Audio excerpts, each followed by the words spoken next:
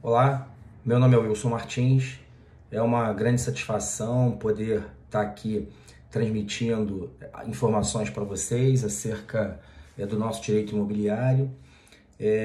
O nosso módulo específico é um módulo que vai tratar sobre direito urbanístico e matéria condominial. Eu agradeço verdadeiramente a oportunidade e o convite feito pelo Cresce e parabenizo de fato pela iniciativa por levar esse curso de pós-graduação aos corretores imobiliários do estado do Rio de Janeiro. Então, de verdade, prazer em estar por aqui e agradeço aí de verdade ao Cresce por essa oportunidade. Bom, pessoal, é um momento muito novo para todos nós, né? Eu estou aqui na minha casa, de quarentena, em home office, e um momento muito novo. Eu peço desculpas por alguma eventual necessidade de improvisar esse momento aqui, mas é com bastante carinho, com bastante senso de responsabilidade para que a gente possa dar continuidade ao nosso curso de pós-graduação oferecido pelo Cresce com a chancela da Universidade de Vassouras, né? Justamente em meio ao nosso módulo, nós fomos acometidos por uma situação sem precedentes, mas ainda assim, com certeza, nós vamos conseguir dar continuidade ao nosso curso. Esse momento aqui, nós vamos procurar organizar da seguinte maneira. Nós temos um material que foi passado para vocês, que é aquele material do PowerPoint. Também fiz remessa para vocês de 2 artigos. Estou agora fazendo essas 3 lives. Essas 3 lives, elas terão como conteúdo, naturalmente, aquele PowerPoint. E nós vamos dividir em 3 lives. A primeira delas, nós vamos tratar acerca do assunto propriedade e função social da propriedade. Propriedade que nunca esteve em tamanho olho do furacão como agora, porque afinal de contas, a determinação do Ministério da Saúde é para que então as pessoas se mantenham em casa, propriedade. Então, mais do que nunca, a propriedade tem uma repercussão social, jurídica e econômica das mais latentes. Mais do que nunca nesse momento a gente consegue identificar essa circunstância. Então, uma primeira live nós vamos falar sobre propriedade e sobre a função social da propriedade.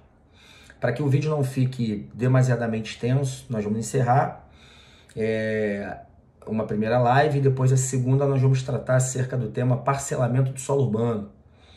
Então, essas 2 primeiras lives é como se nós estivéssemos tratando de direito urbanístico. A primeira delas, repito, a primeira live que é essa, nós vamos estar cuidando do tema propriedade e sua função social. A segunda, nós vamos estar tratando acerca de parcelamento do solo urbano. E a terceira e última live, nós vamos estar tratando da matéria condomínio, quando então abordaremos o tema condomínio, sob aspecto do condomínio geral e também do condomínio edilício, a partir do artigo 1314 do nosso Código Civil. E é assim que nós vamos procurar caminhar. Fica aqui um singelo comentário, no sentido de que a coordenação pediu que remetesse o currículo, mas como uma mera formalidade. Não obstante a gente ter, sim, alguma titulação na área, mas eu queria me apresentar, de fato, como um colega que milita, que trabalha, que diuturnamente opera no segmento do direito imobiliário e, sobretudo, nesse momento em que o mercado imobiliário, que o direito imobiliário tem ebulição, né? O tema locação está, digamos assim, passando por um momento bastante tenso e a gente tem acompanhado muito de perto isso, à medida que, inclusive, durante o nosso comentário, eu vou estar falando sobre um projeto de lei 11.079, cujo texto originário previa a suspensão total do pagamento do aluguel. Esse artigo 10 do projeto de lei não passou, mas seguramente o segmento de administração de imóveis e o Instituto da Locação, por conta da pandemia do Covid-19, é um tema que está fazendo, de fato, o direito imobiliário ter que atuar de modo bastante intenso, né? Bom, pessoal, eu, sem mais delongas, era assim que eu queria me apresentar, meramente como um colega que, sinceramente, milita, que trabalha diuturnamente aí nesse segmento do mercado imobiliário. Bom, começando então, pessoal, eu vou procurar me organizar, dando mais ou menos uma sequência em face aí do material que nós encaminhamos para vocês, tudo bem? Bom, primeiro de tudo, já que nós vamos falar sobre função social da propriedade, já que nós vamos falar sobre propriedade, mais do que nunca, em boa hora, acredito que nós devêssemos começar raciocinando sobre o amparo constitucional previsto na Constituição Federal de 1988. E aí, o nosso direito pátrio recepcionou a garantia constitucional do direito da propriedade. E isso está posto lá no artigo 5º, no inciso 22, onde estabelece que é garantido o direito de propriedade. E à medida que a gente fala direito de propriedade, automaticamente a gente precisa compreender o que é propriedade. E aí é necessário, nesse momento, nós combinarmos o artigo 5º, inciso 22 da Constituição Federal, combinarmos com o artigo 1228 do Código Civil. Esse, por sua vez, estabelece o que é propriedade. Então, lá nos termos do artigo 1228 do Código Civil, propriedade, ou melhor, proprietário é aquele que tem concomitantemente as quatro faculdades que consubstanciam o domínio. E que quatro faculdades são essas? Usar, gozar, dispor e reaver da coisa das mãos de quem injustamente possua ou eventualmente venha a detê-la. Então, notem, de novo, ainda raciocinando sobre um conceito bastante originário, bem introdutório acerca do direito de propriedade, nós estamos aqui conversando sobre o artigo 5º, no seu inciso 22 da Constituição Federal, que estabelece que é garantido o direito de propriedade. Então, propriedade, já que é garantido esse direito, o que é a propriedade? Propriedade está efetivamente consubstanciada lá naquelas faculdades que consubstanciam o domínio do artigo 1228 do Código Civil. Usar é utilizar-se do bem sem modificar a sua substância. Nada mais do que, eventualmente, os proprietários estão fazendo nesse momento. Estão usando da coisa, garantindo que esse isolamento social, mais do que nunca, se faça efetivo à medida que está todo mundo usando. Em tese, as famílias estão guardadas dentro das suas propriedades. Fruir é uma faculdade importantíssima nesse momento. O gozo da propriedade, também, essa faculdade de gozar da propriedade, também é conhecida pela nossa doutrina como ius fruendi, ou seja, é a oportunidade que o proprietário tem de aproveitar o fruto da propriedade. E um exemplo mais característico, e cai efetivamente como algo que me parece bastante apropriado, exemplo nesse momento, é a oportunidade que o proprietário tem de alugar e receber o fruto da propriedade através do Instituto da Locação. Então, à medida que o proprietário aluga, ele está se valendo da faculdade de gozar da propriedade, volto a frisar, é aqui que está contido o ius fruendi, e que, por sua vez, acaba colaborando sobre um aspecto bastante também social da propriedade, à medida que o locatário usa dela mediante uma contrapartida, passando o locatário a ter o direito à moradia. É uma circunstância bastante impactante também nesse momento. E o direito à moradia não se confunde com o direito de propriedade. Direito à moradia esse que, na sequência, nós vamos falar no artigo 6º da Constituição Federal, mas não me contenho, em razão do momento. O direito à moradia do locatário foi prestigiado de um modo bastante impactante com a aprovação pelo Senado, volto a frisar, do projeto de lei de número 11.079, onde ali no seu artigo 9º prestigiou a moradia, à medida que passou a inibir a concessão de liminares em ação de despejo, distribuídas, ações essas que tenham sido protocoladas entre o período compreendido 20 de março de 2020 até 30 de outubro de 2020. Portanto, nesse período, justamente para prestigiar, sobretudo aqui me atenho às locações residenciais, sobretudo para prestigiar o direito à moradia do locatário, no sentido de que não serão concedidas liminares em ações de despejo nesse momento. Então, o proprietário, já que a gente está aqui conversando sobre o direito de propriedade, ele tem a faculdade de usar, gozar, leia-se novamente, gozar. O que me vem como mais característico dessa faculdade é o direito que o proprietário tem de alugar e receber os frutos advindos dessa locação, leia-se o pagamento do aluguel. Dispor das faculdades que nós, corretores de imóveis, nós mais nos valemos, nos damos conta do exercício dessa faculdade por parte do proprietário, que é simplesmente quando o proprietário, então, coloca o seu imóvel à venda, quando ele vende a propriedade, quando ele, inclusive, também dá a sua propriedade em garantia, ou, inclusive, quando ele perde também o direito de propriedade, nós estaremos, esses três exemplos estariam contidos dentro dessa faculdade de dispor da propriedade. Então, dispor significa dizer vender, dispor significa dizer dar em garantia, dispor significa dizer reaver, não, e dispor significa inclusive dar também garantia. Então, dar em garantia, alienar e perder a propriedade são circunstâncias intrínsecas à faculdade, conhecida como dispor. E por fim, ainda no que se refere a um estudo originário, introdutório acerca do direito de propriedade, nunca percamos de vista a faculdade de reaver, né? Reaver significa buscar a coisa das mãos daquele que injustamente possua ou eventualmente a detenha. E é daqui que nascem as chamadas ações reivindicatórias ou ações possessórias, tidas como a ação de reintegração de posse, ação de manutenção de posse e o interdito proibitório. Essas são as ações cabíveis em razão de algum ataque que eventualmente a propriedade venha a sofrer, a posse ou a propriedade, né? Então, por exemplo, nós iremos nos valer da ação de reintegração de posse diante de uma hipótese de um esbulho, que é a invasão de fato consumada.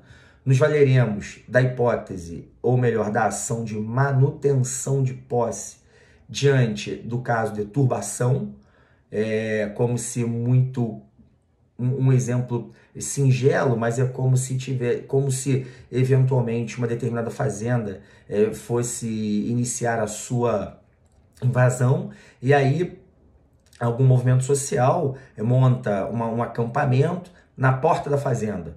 Parte do acampamento está dentro da fazenda e parte está fora da fazenda. Só que o proprietário da fazenda está a 2 km de distância dali da entrada, lá dentro da sua propriedade ainda. Mas, ou seja, ele não foi ainda, aspas, expulso da sua propriedade. Ele continua conservando a sua propriedade, mas ela está sendo turbada. Então, diante de um caso como esse, dele continuar conservando a sua posse, a sua propriedade, mas diante dessa turbação, ainda em meio à turbação, a ação cabível é a ação de manutenção de posse e não reintegração de posse. Porque a reintegração de posse seria um instituto hábil ou a ação hábil para que eventualmente o proprietário, para aquele proprietário ou possuidor que já tivesse sido esbulhado, ou seja, que já houvesse a consumação da invasão da propriedade, digamos assim. E das ações reivindicatórias ou possessórias, a outra que tem um maior comentário na doutrina. Note que, aliás, pessoal, eu faço aqui uma observação que, em razão desse cenário, nós estamos fazendo meramente uma resenha, né? E por isso nós mandamos também os artigos, por isso que nós mandamos o material para o PowerPoint, por isso que nós estamos fazendo aqui a live, mas vamos aqui combinar entre nós, com muita pureza, com muita franqueza, que na verdade não haveria oportunidade de nós fazermos aqui lives de 8 horas de aula, 16 horas de aula por live, porque na verdade ficaria quase que inexequível, tanto para vocês, sobretudo para vocês, de fato. E claro que para mim também, nesse momento como colega, como professor, fazer uma live de 16 horas seria praticamente inexequível isso. Então, eu estou só justificando no sentido de que esse material que nós estamos fazendo nessas 3 lives é meramente, com humildade, uma resenha acerca aí dos tópicos, né?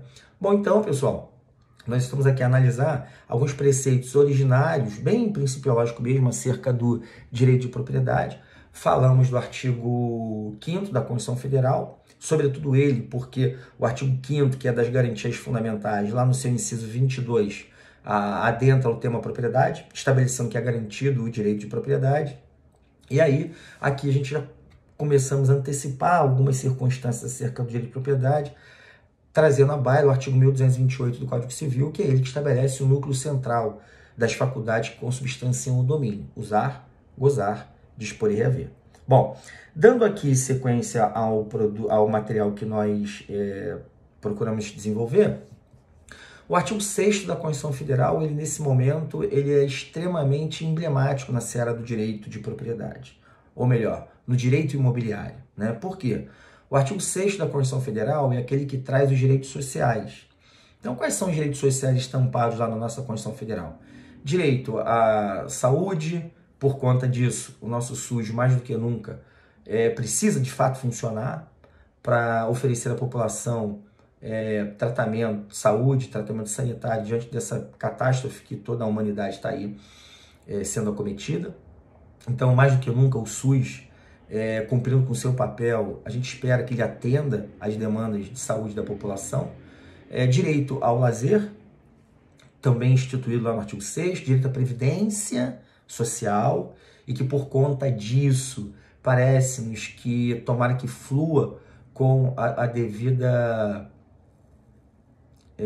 objetividade, mas dentro disso, ao meu sentir, aproveitando o gancho desse momento, estaria aí essa ajuda financeira, me parece que o governo federal tem dado, no sentido de oportunizar as pessoas mais necessitadas, oportunizar o acesso aos profissionais autônomos, sobretudo nós corretores, também nesse momento bastante em dificuldade, apesar de que R$600 talvez não resolva a vida de muita gente, mas para boa parcela da população mais necessitada vai acabar sendo útil sim. Então, essa ajuda financeira que o governo tem aí, me parece oferecido, inclusive subsidiando também para as empresas, parece parte da folha de pagamento, limitado, me parece, até 25%. Isso está, na verdade, mais do que nunca cumprindo os preceitos instituídos no artigo 6º da Constituição Federal, que é o direito à previdência, né? A previdência social. Essas verbas estão, sobretudo, sendo entregues à população através, ao meu sentir, com humildade, que é a minha opinião, em razão do preceito instituído lá no artigo 6º da Constituição Federal, né?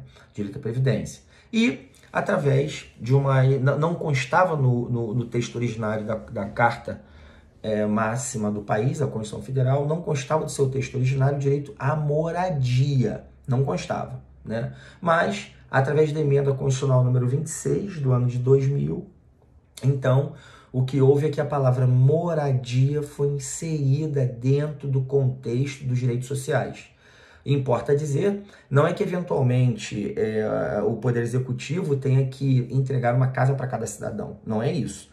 Mas, na verdade, o que passa por esse momento é fazer com que cada poder constituído, ou seja, o Executivo, o Legislativo e o Judiciário, cada qual na sua esfera de atribuição, colabore para que se tenha acesso à moradia, para que seja prestigiado a moradia, né? E aí alguns exemplos bastante singelos nesse sentido, nesse momento, é quando, por exemplo, o ente público promove, digamos assim, um projeto social de acesso à moradia para pessoas mais necessitadas, como já tivemos ideia aí, ou notícias acerca do Minha Casa Minha Vida.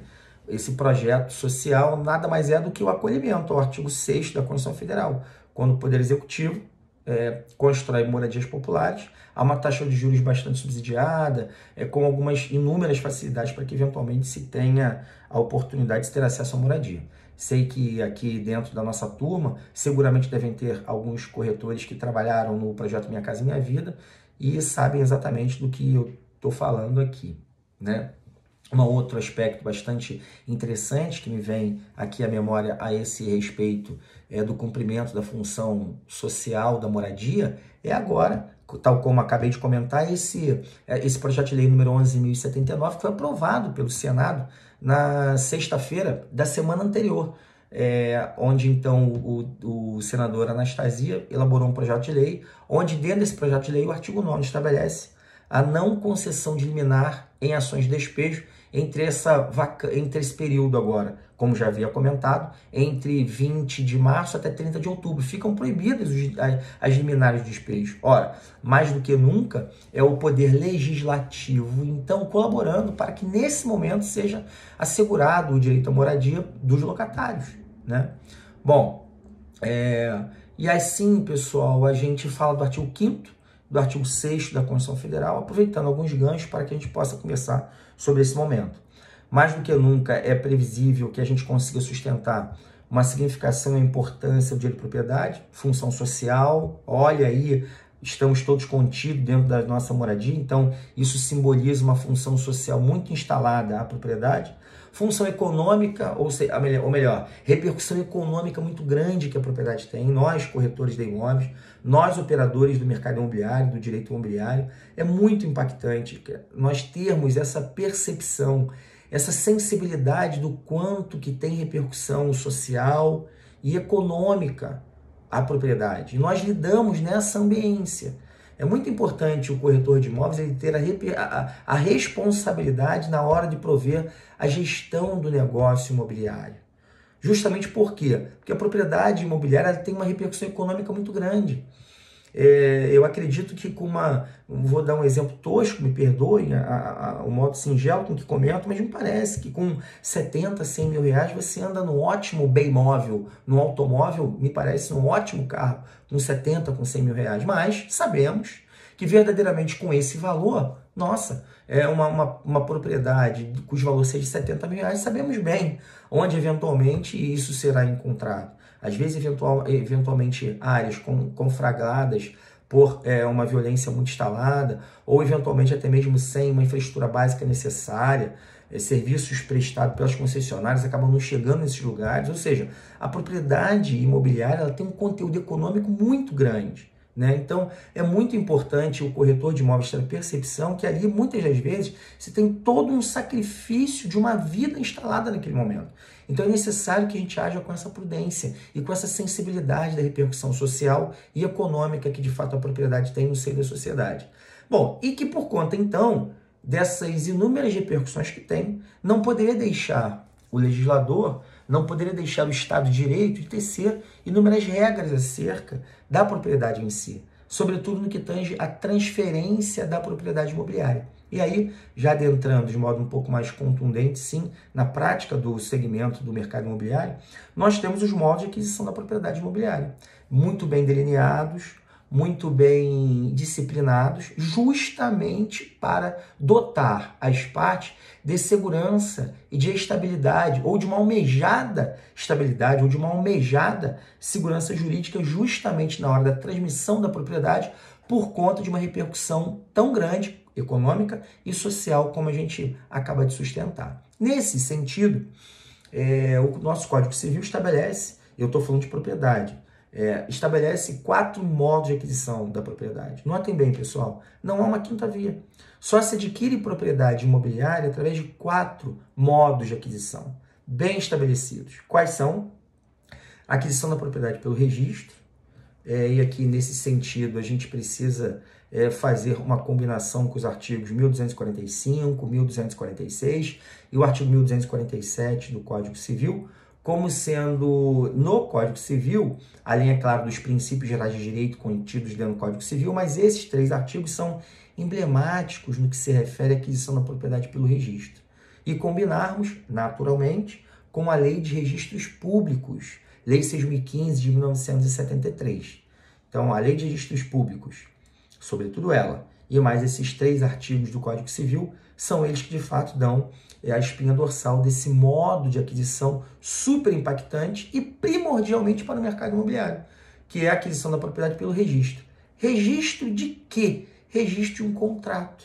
Então, pessoal, veja bem, o que nós, operadores do mercado imobiliário, fazemos é a intermediação imobiliária, sendo que essa intermediação necessariamente precisa de uma forma.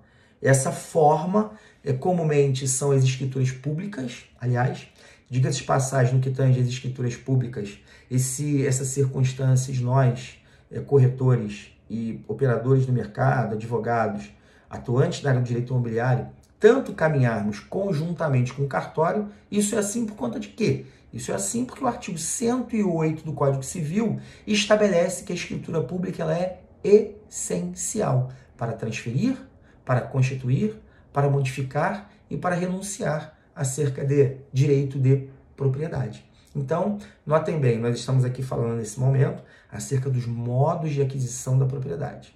O primeiro deles, a aquisição pelo registro. O que a gente procura registrar? Títulos aquisitivos. A máxima instituída no nosso Código Civil, naqueles 3 artigos que comentei, 1245, 1246 e também 1247, e a criação do artigo 1227 do Código Civil, estabelece aquela máxima no sentido de que direitos reais ou direito de propriedade transmitidos por ato entre vivos, onerosamente, só se adquirem mediante registro. Então, mais do que nunca, o título aquisitivo, que é a forma do negócio. Como assim a forma do negócio? Forma, sim. Se eventualmente for uma compra à vista, a forma, contrato particular de compra e venda ou escritura pública de compra e venda. Mas notem que a regra geral é escritura pública de compra e venda porque o pagamento foi à vista. E se eventualmente o pagamento for a prazo? Muito bem, promessa de compra e venda. E se eventualmente está se fazendo uma troca? Muito bem, escritura de permuta. Mas independente do modelo do negócio, da forma com que eventualmente nós vamos nos deparar, compra e venda, promessa, permuta, dação em pagamento, cessão, promessa de cessão, doação inclusive também, ou seja, não importa a forma, para que se tenha eficácia jurídica, para que as partes possam efetivamente consolidar a transferência patrimonial, é imperioso que se tenha aqui, que se a gente abra, digamos assim,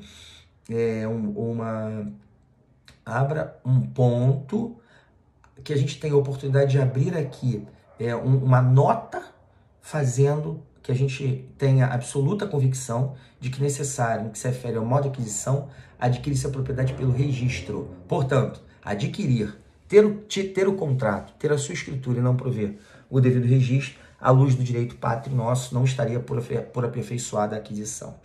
Um outro modo de aquisição da propriedade é a aquisição por uso capião. Sim, lembrem-se, só existem 4 modos de aquisição. Falamos da aquisição pelo registro, agora estamos falando da aquisição da propriedade pelo uso capião. A palavra uso capião, ela deriva lá do direito romano, onde então, fazendo puxando a expressão originária mesmo do latim, inclusive, essa palavra, a origem dela é uso capio. O que quer dizer uso capio? Vamos seccionar essa palavra. Uso de usar. Capio significa dizer tomar. Aí, uso capio foi abrasileirado para o nosso direito. Conhecemos então o Instituto uso capião. O que quer dizer então uso capião? Tomar pelo uso. Sim, aquele que eventualmente, justamente em razão de uma repercussão social absurdamente instalada em face da propriedade, sobretudo imobiliária, se eventualmente o proprietário ou o possuidor também, ele deixa de agir com o animus domini. O que é agir com o animus domini? É cuidar daquilo que é seu. Se a propriedade ou se a posse, ela tem essa repercussão ela tem essa repercussão social tamanhamente instalada, o que cabe ao proprietário ou o que cabe ao possuidor? Zelar, tomar conta. É como a doutrina chama animus domini, cuidar daquilo que é seu. Agora, se eventualmente o proprietário ou o possuidor não age com o animus domini, não cuida daquilo que é seu, deixa a propriedade abandonada, à mercê de que eventualmente, em razão de uma repercussão social enorme que a propriedade ou a posse tem, à mercê para que eventualmente aquele, em tese, vamos raciocinar dessa maneira, mais necessitado adentre, e ali ele vai se perpetuando ao longo de dias, de meses e depois de anos, acabará esse possuidor, aspas, esse pseudo invasor dessa posse ou dessa propriedade, em razão do proprietário originário deixar de agir com o animus domini, o possuidor poderá eventualmente passar a adquirir a propriedade através do Instituto do uso capião. A matéria do uso capião é uma matéria extremamente instigante, absolutamente enfrentada pela doutrina nossa, bastante positivada no nosso ordenamento jurídico, a partir do artigo 1238 do nosso Código Civil. Então é uma matéria extremamente estudada, bastante interpretada pelo nosso direito, pelos doutrinadores. Então essa forma de aquisição da propriedade por uso capião, ela é bastante importante. Nós, operadores do mercado imobiliário, digamos assim, a gente acaba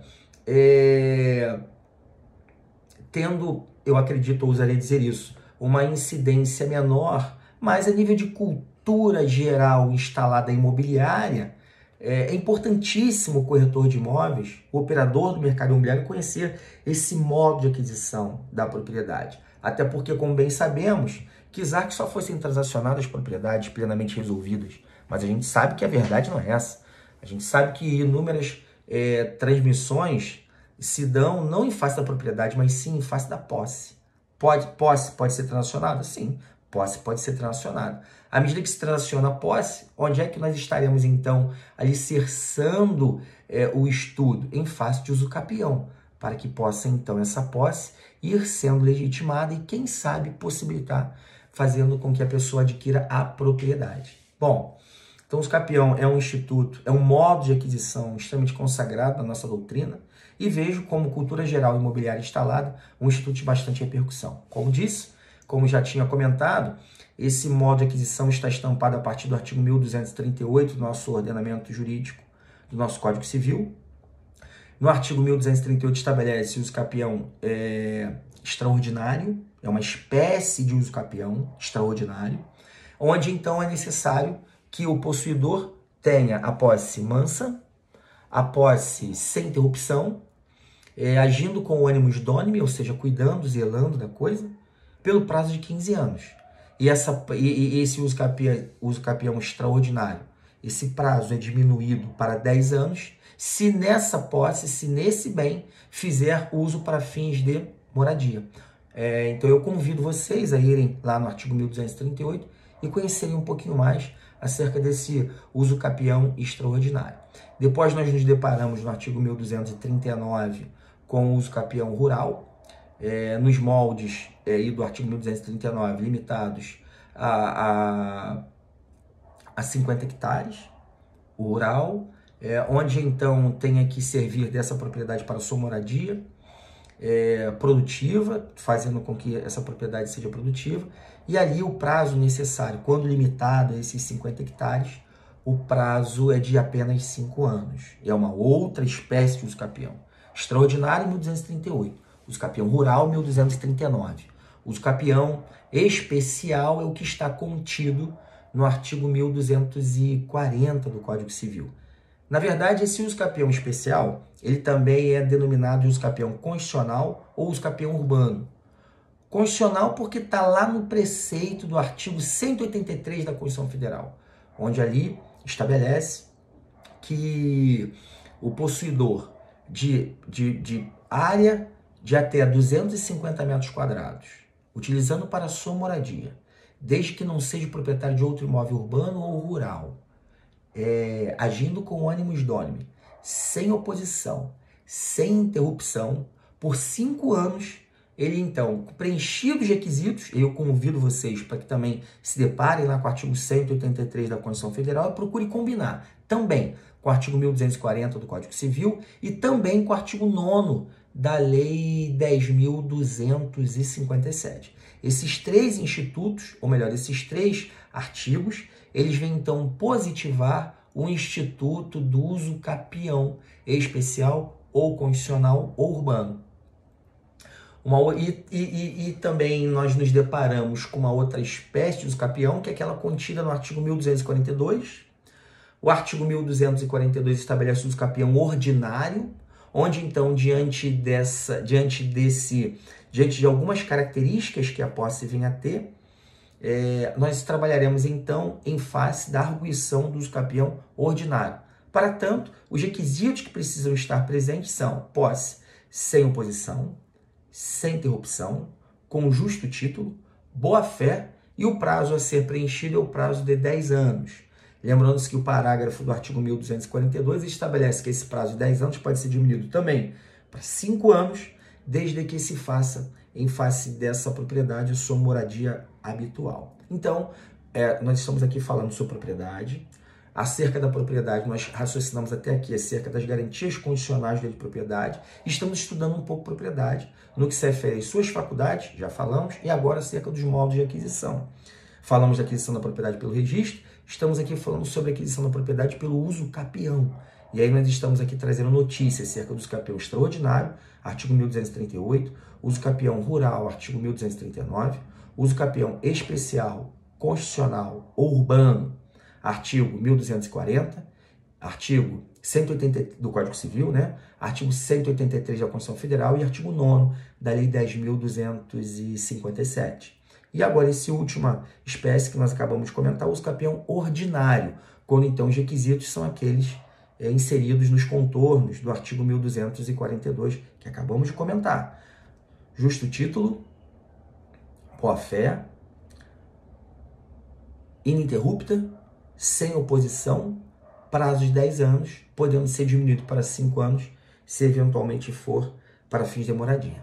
Esses são, ousaria dizer, as principais espécies de usucapião. A legislação nossa, ela é extremamente dinâmica.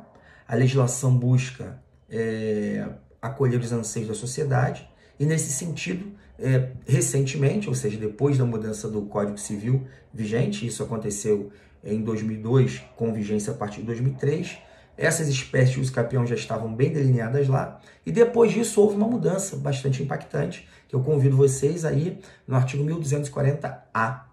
O artigo 1240A trouxe, digamos assim, uma nova espécie de uso capião, conhecido como uso capião familiar, ou uso capião especialíssimo também, parte da doutrina chama como uso capião especialíssimo. Em razão, por ser muito especial mesmo, em razão de que haverá uma prescrição extintiva do direito de propriedade em um prazo de apenas 2 anos. É muito pouco tempo para que eventualmente se aplique uma prescrição extintiva do direito de propriedade. Mas para um caso bastante impactante, que é o caso quando houver o abandono do lar por um dos consortes. Então imagina que homem e mulher, ou então também na relação homoafetiva, mas o fato é que alguma cabeça do casal, hétero ou homossexual, abandona o lar. Aquele companheiro ou aquela cabeça do casal que permanecer no imóvel, sem oposição, sem interrupção, posse continuada, exclusiva, desde que seja a propriedade compartilhada pelo casal, usando para sua moradia, de modo exclusivo, já comentei, pelo prazo de apenas 2 anos, 2 anos, poderá aquele cônjuge ou companheiro que permanecer no imóvel, tendo sido abandonado no lar, ele poderá arguir uso capião, fazendo aplicar, em face daquele cônjuge que abandonou o lar, uma prescrição extintiva do direito de propriedade. Agora, é claro, se não houver oposição, né? Ou seja, se dentro desse abandono do lar, na separação do casal, se aquele que sair propor a ação de divórcio e dentro dela requerer a partilha dos bens, mais do que nunca, ele não está deixando de tomar conta daquele quinhão que lhe pertence. Então eu convido vocês a darem uma olhada com muito carinho no artigo 1240A. Ainda complemento acerca do artigo 1240, que é o uso capião especial, constitucional ou urbano, ele tem um desdobramento.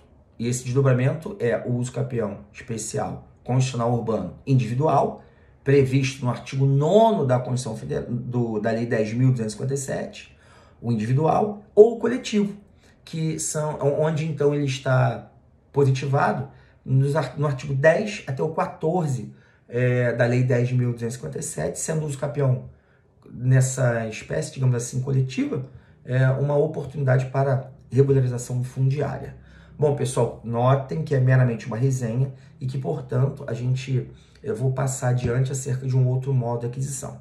Aqui, esse modo de aquisição ele é meramente doutrinário. Quando eu digo meramente doutrinário, é em razão especificamente do segmento prático do mercado imobiliário, do direito imobiliário. Para os corretores de imóveis, a gente pouco se depara com esse modo de aquisição, que é a acessão, a aquisição da propriedade por acessão, estabelecida lá nos contornos do artigo 1248, seguinte. Vai lá depois dar uma olhadinha, confere lá. No artigo 1248 estabelece a aquisição por acessão. Essa, por sua vez, se desdobra em aquisição pela aluvião, avulsão, formação de ilhas, abandono de alvéolos e por construções e plantações.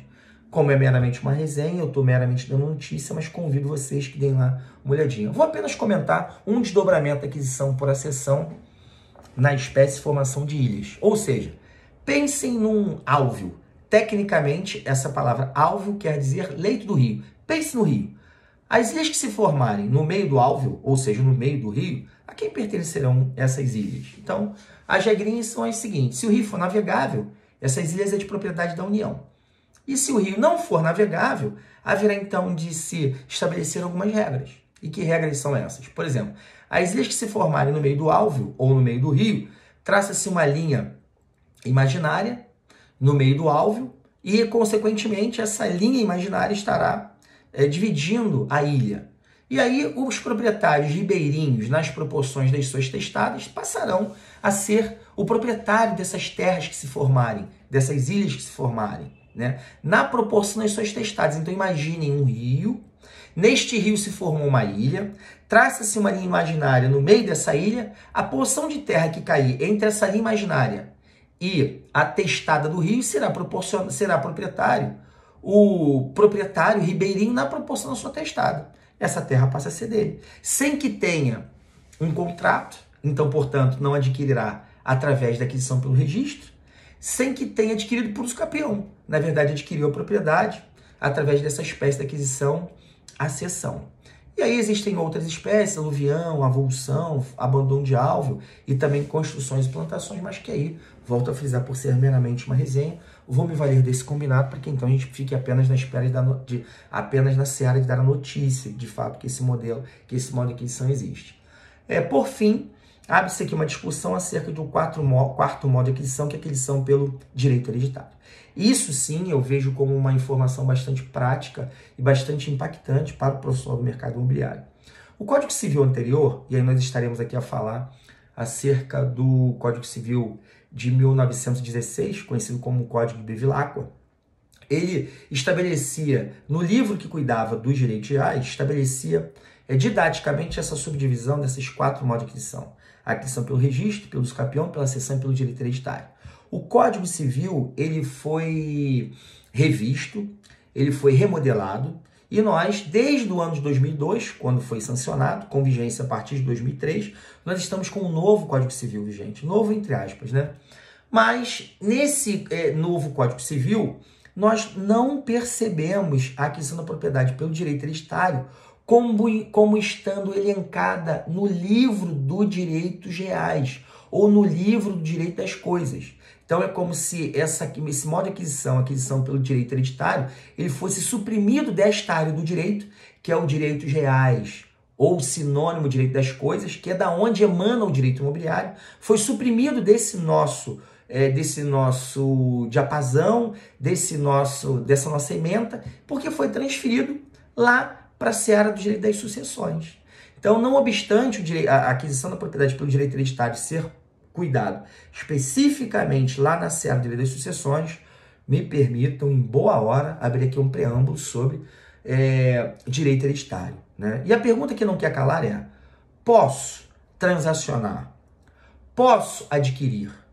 Posso vender um bem arrolado em inventário? E aí, pessoal, a esse respeito, com enorme cautela, mas também com enorme senso de responsabilidade, a informação que preciso deixar é: a aquisição da propriedade arrolada nos autos inventário, para que se tenha segurança jurídica instalada, por toda a repercussão social, econômica que se tem, para que se haja segurança jurídica, é imperioso que exista o chamado alvará judicial.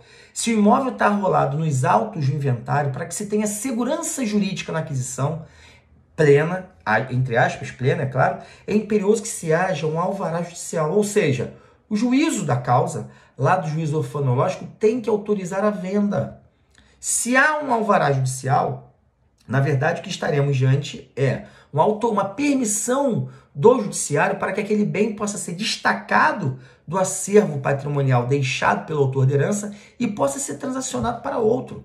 Vem o alvará judicial autorizando a venda e aí, nesse caso, nós, corretores, poderemos intermediar com toda a segurança jurídica instalada. Vai ser feita uma escritura pública, onde nessa escritura pública estará qualificado como outorgante vendedor quem? O espólio. Outorgante vendedor, espólio de Tício, representado pela inventariante nos moldes, ou melhor, por força do alvará judicial expedido pelo juízo da 2ª Vara de Órfãos-Sucessões da comarca da capital do Rio de Janeiro. Diante desse alvará, o ato jurídico está absolutamente aperfeiçoado.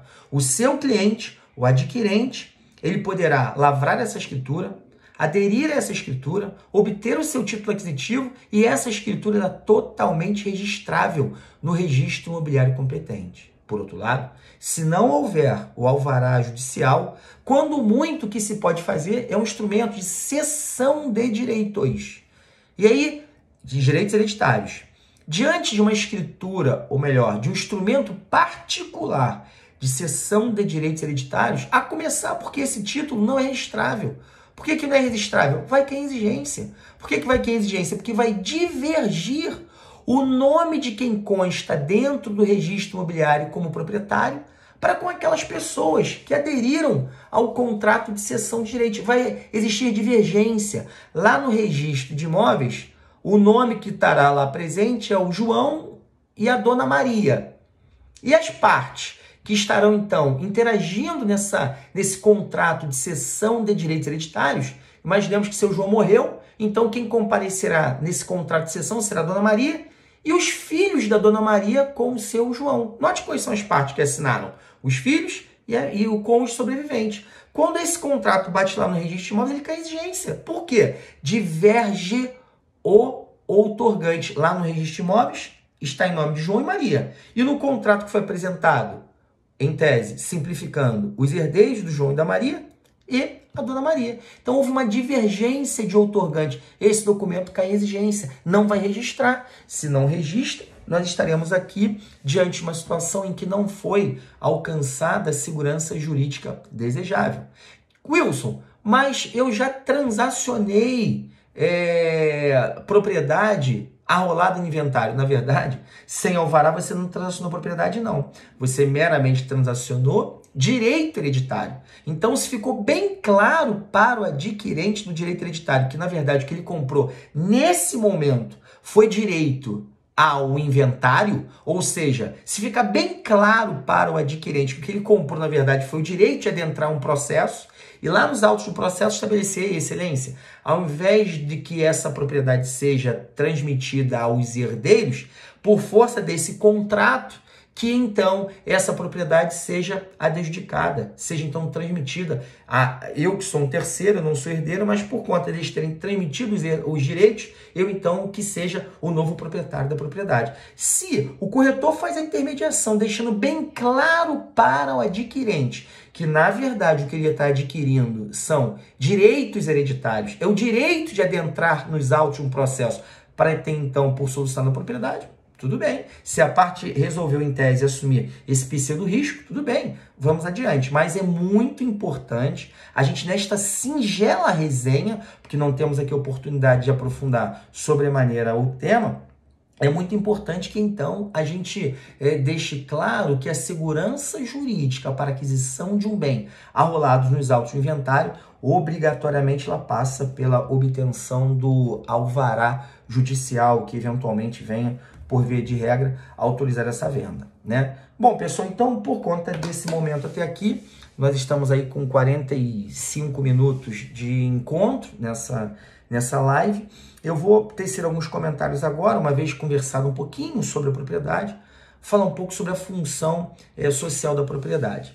No que se refere à função social da propriedade, e também abrindo já um preceito para que na sequência a gente possa, na próxima live, falar especificamente sobre parcelamento do solo urbano, é importante nós nos depararmos com os preceitos instituídos no artigo 182 da Constituição Federal. Esse artigo está num contexto, está num capítulo da Constituição Federal que trata da política urbana, e o caput do artigo 182 resolve uma pergunta que até então talvez nós, corretores, precisássemos nos deparar com ela. Ora, por que no que se refere à propriedade imobiliária, na hora de se fazer uma construção ou uma obra, na hora de saber o que eu posso fazer na minha propriedade, o que eu não posso fazer, se eu posso transformar o uso de residencial para comercial, para que eu possa fazer uma obra legalizada, por que a gente então bate na porta da prefeitura? Por que a gente não bate na porta do Estado, quiçá na porta da União? É simplesmente porque o artigo 182 da Constituição Federal estabelece que, digamos assim, o dever de dar as regras pormenorizadas acerca do direito urbanístico é da municipalidade. É por isso que, eventualmente, na hora de licenciarmos uma obra, a gente se depara com a Secretaria Municipal de Urbanismo. E diz assim, olha, o artigo 182 da Constituição Federal.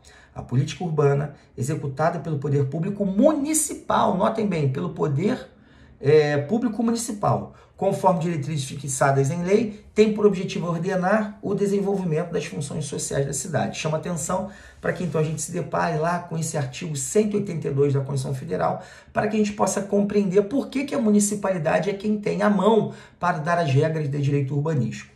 Ainda nesse artigo 182, ele possui 4 parágrafos, 4 parágrafos esses, que na verdade falam um pouco da função social da propriedade e abre o prenúncio para que a gente possa então estar falando também acerca do direito urbanístico e do parcelamento do solo urbano na nossa próxima live. O parágrafo 1º do 182 traz um instituto de suma importância para o mercado imobiliário, é o plano diretor. O plano diretor é um documento municipal, é uma lei municipal que tem por objetivo ordenar a ocupação do solo urbano. Eu chamo muita atenção de vocês acerca de uma circunstância, que é o seguinte: o plano diretor ele é decenal. A cada 10 anos o plano diretor tem que ser revisto, porque a cidade é um mecanismo vivo. A cidade, aspas, é um ser vivo, ela anda, ela se move, ela se movimenta, ela cresce. Então, o plano diretor ele é visto a cada 10 anos para justamente fazer com que haja, aí, por sua vez, uma melhor adequação à evolução que eventualmente a cidade venha a ter. Então, o plano diretor é um documento que estabelece as regras de ocupação do solo urbano e ele é revisto a cada 10 anos. Por que eu estou comentando isso? Porque é muito importante que a sociedade tenha, e os corretores como operadores do mercado imobiliário, a gente tenha a noção do quanto importante que é o plano diretor para a nossa cidade.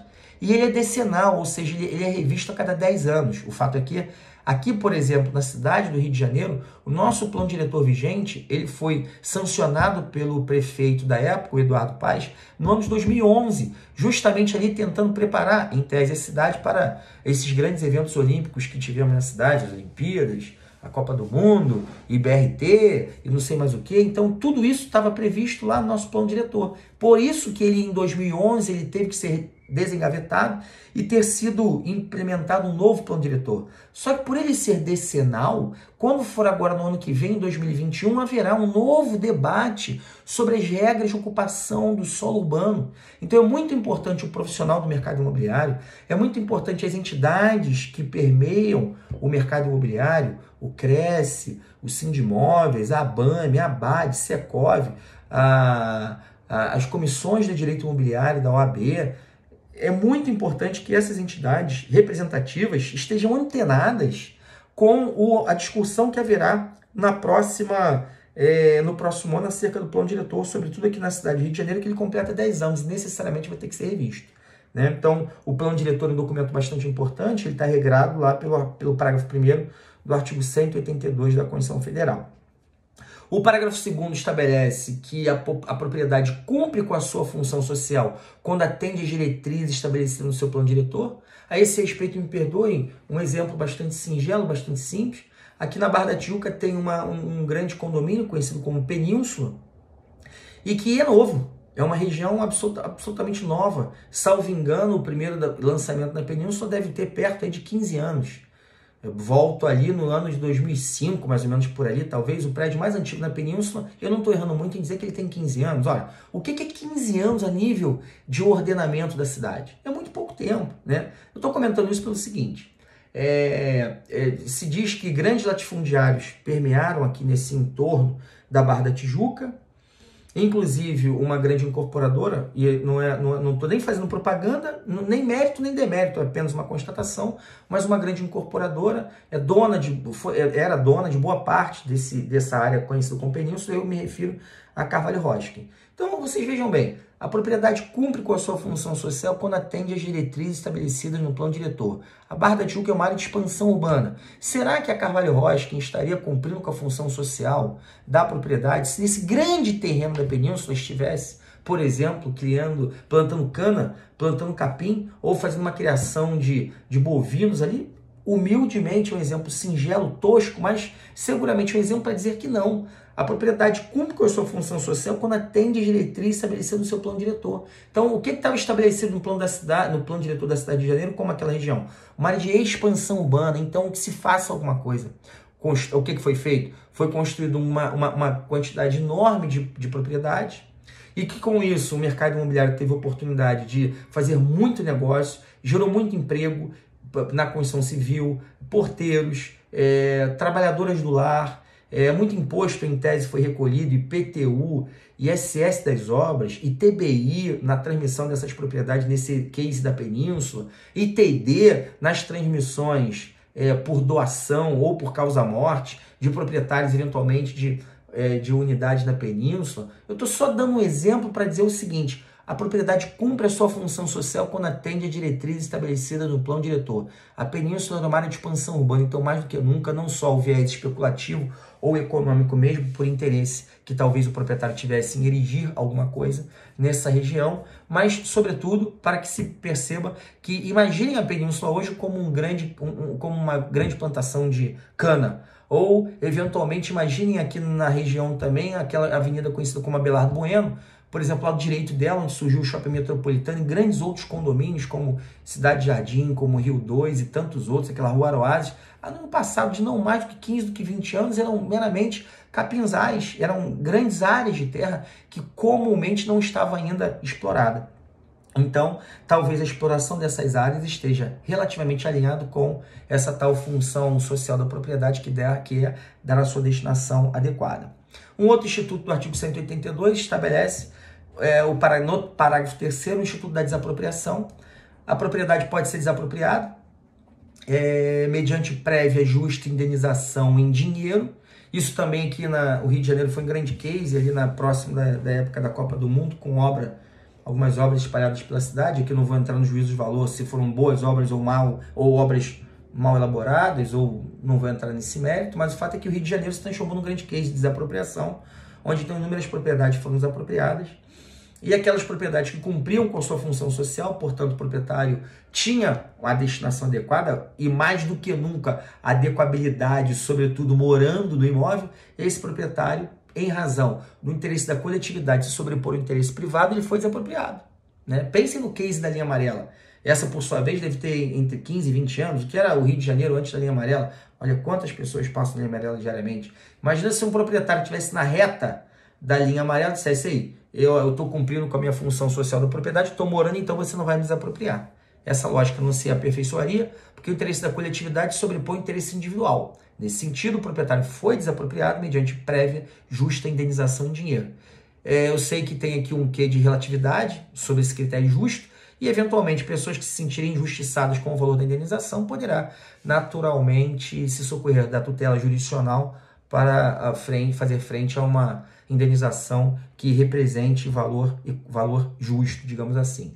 E para a propriedade que não cumpre com a sua função social, ou seja, subutilizada, não edificada, não cumpre com a sua função social, poderá o plano diretor estabelecer áreas em que poderá se valer do instituto conhecido como desapropriação, que a doutrina chamou de desapropriação punitiva, ou seja, ao invés do proprietário ser desapropriado mediante prévia justa indenização em dinheiro, nos contornos do artigo 8º da Lei 10.257, ele será desapropriado mediante pagamento em título da dívida pública, com resgate para até 10 anos. Então, esse parágrafo 4º do artigo 182 traz essa situação da desapropriação punitiva, e além disso, a propriedade que não cumpre com a sua função social poderá, sobre ela, pender parcelamento compulsório, IPTU progressivo no tempo e a tal desapropriação punitiva para a propriedade que não cumpre com a sua função social. E aí, esse artigo 182 ele veio ser regulamentado pela Lei 10.257 de 2001. Essa lei ficou conhecida como Estatuto da Cidade. E no Estatuto da Cidade, o artigo 5º regulamenta esse instituto conhecido como parcelamento compulsório. O artigo 7º regulamenta um instituto que veio agora como IPT, que é conhecido o IPTU progressivo no tempo. E o artigo 8º fala da desapropriação punitiva, né? Bom, e assim nós fizemos alguns comentários acerca da propriedade em si, da propriedade propriamente dita, constitucional, preceitos constitucionais, falamos do artigo 1228, falamos sobre alguns artigos do Código Civil sobre aquisição da propriedade, falamos do que se refere à função social da propriedade, adentramos no artigo 182 e o 183 da Constituição Federal, que fala sobre o uso capião especial, lá no 183. O 182 fala sobre plano diretor, função social da propriedade, novos institutos conhecidos como parcelamento compulsório, IPTU progressivo no tempo de desapropriação. E demos notícia que esses institutos últimos, agora que comentei, estão regulamentados pelo Estatuto da Cidade, Lei 10.257, do ano de 2001, no artigo 5º, 7º e o 8º. Falamos dessas espécies outras do uso capião. Aliás, esse instituto conhecido como... Essa lei do Estatuto da Cidade traz outros institutos também que merece vocês irem conhecer, como, por exemplo, outorgam direito de construir, direito de superfície, plano diretor está lá dentro também, estudo de impacto de vizinhança. Bom, e assim nós fomos caminhando, até que então nós estamos exatamente com 1 hora de nossa live. Eu vou encerrar ela por aqui, fazendo a devida salvaguarda, que trata-se meramente de uma resenha. Eu espero que essa resenha, os artigos que nós encaminhamos, o material do PowerPoint, a gente com isso a gente consiga suprir esse momento novo para todo mundo, dessa quarentena, que fez suspenderem as aulas, mas o propósito do Cresce e da Universidade de Vassouras é fazer com que não se tenha descontinuidade da pós-graduação. Eu espero que vocês aproveitem essa oportunidade e que a gente dê sequência à nossa pós-graduação. Vou parar por aqui e a gente volta em outro momento com uma nova live acerca do tema parcelamento do solo urbano. Muito obrigado.